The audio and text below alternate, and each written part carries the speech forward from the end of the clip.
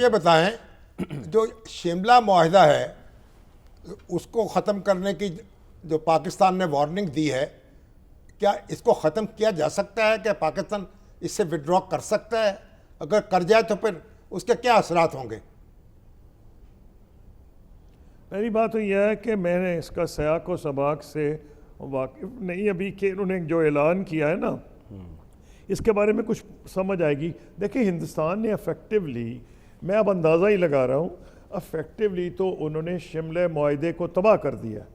انہوں نے یہ تھا کہ جو ایگریمنٹ ہوا تھا بھٹو صاحب کا اور اندرا گاندھی صاحبہ کا، وہ یہ تھا کہ without prejudice to existing international agreements, اس کا مطلب یہ تھا کہ ہمارے جو یونائٹڈ نیشنز میں اپنے رائٹس تھے by virtue of U N security council resolutions, وہ مدین قائم رہتے ہوئے فیصلہ ہوا، بھارت نے کہا ایک قسم کا کہ آپ ہم سے بات کر لیں، دو طرفہ یو این پہ رلائی نہ کریں۔ تو ہم نے یو این کا چھوڑا تو نہیں تھا، اب اگر وہ بھارت بات ہی نہیں کر رہا تو نیچرلی ہمیں اس کو انٹرنیشنلی زیادہ بات کرنی پڑے گی۔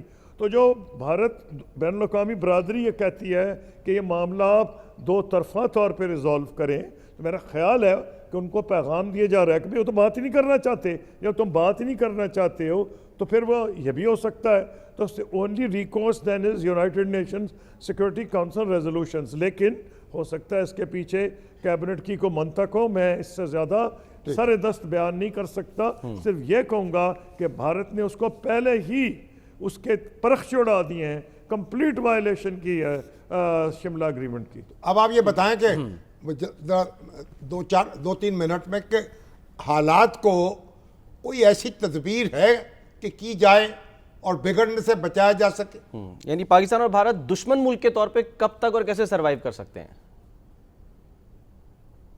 دیکھیے افسوس کی بات ہے، اس کا ایک ہی جواب ہے کہ میں نے تو دیکھا ہے وہ وقت جب ایک طرف کارگل جنگ کے بانی جنرل پرویز مشرف اور وہی شخص دلی میں ان کو ویلکم کیا گیا، فقید المثال ان کا ریسیپشن ہوا، لوگوں نے کہا وہ دلی کا بیٹا واپس آ گیا، نہر والی حویلی ڈھونڈ لی گئی، ان کی آیا بھی ڈھونڈ لی گئی۔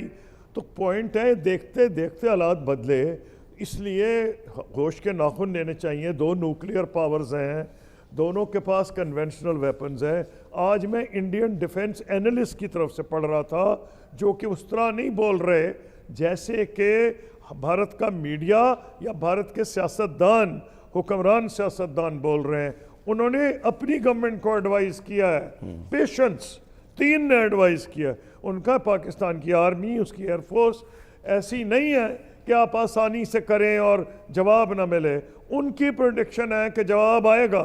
مجھے جو ڈر ہے وہ یہ ہے کہ جب جواب کا جواب ہوگا تو اس کا جواب الجواب کیا ہوگا؟ اس کو کہتے ہیں اسکلیشن لیڈر۔ تو خدا کرے ان کو ہوش کے ناخن آئے، کیونکہ دنیا کی 1/5 آبادی اس خطے میں رہتی ہے، اور اگر یہ کچھ معاملہ آگے بڑھا تو یہ صرف خطے تک نہیں، جو اس کے اثرات ہیں بہت دور تک پھیل جائیں گے۔ ٹھیک ہے، بہت بہت شکریہ خورشید احمد قصوری صاحب ہمارے ساتھ موجود